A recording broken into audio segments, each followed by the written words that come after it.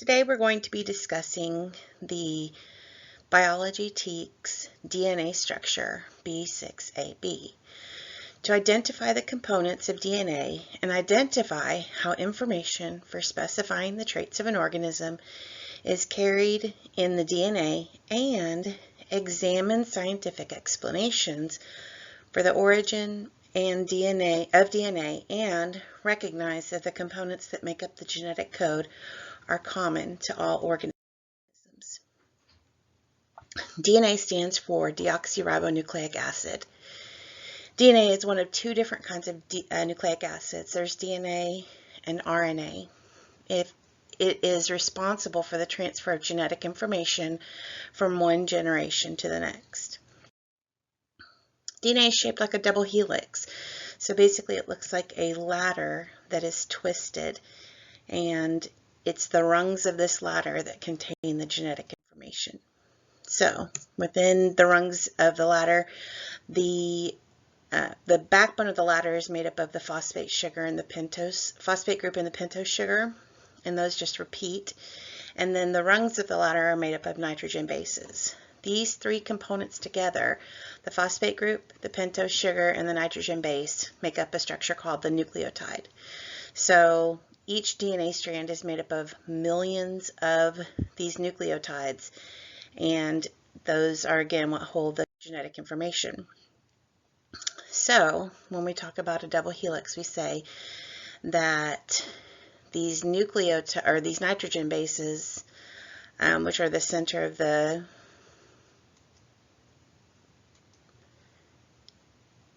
ladder, they're bonded together by hydrogen bonds, and you can see that a nitrogen base will be bonded across the aisle to another nitrogen base by a hydrogen bond. That little white line is representing the hydrogen bond.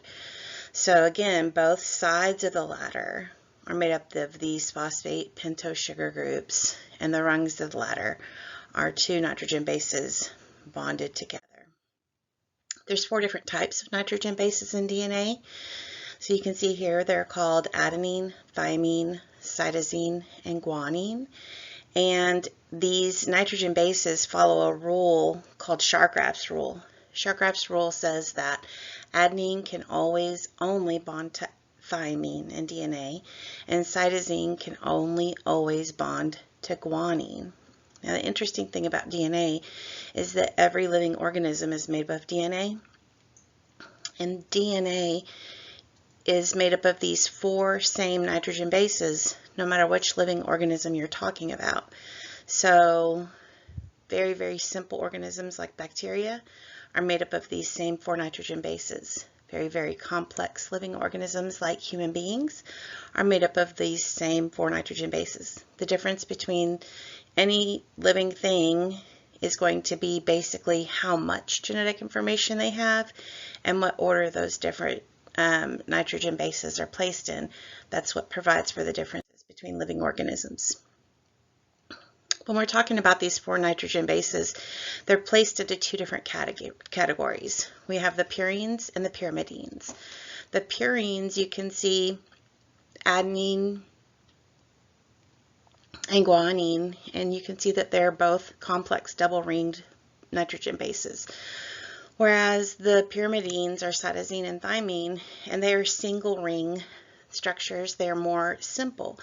And one of the things that helps with Shargraff's rule is that the very structure of these molecules makes it to where a pyrimidine can always only bond to a purine, so pyrimidines can't bond with pyrimidines. So that's going to account for why thymine never bonds to cytosine.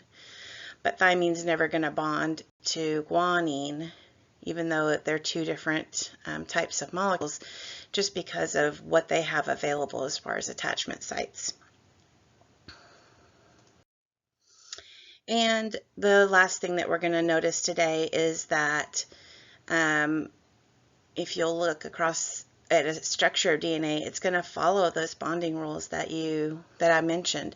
Anywhere on a DNA strand here, you see that anytime you have pink, it's always bonded to purple.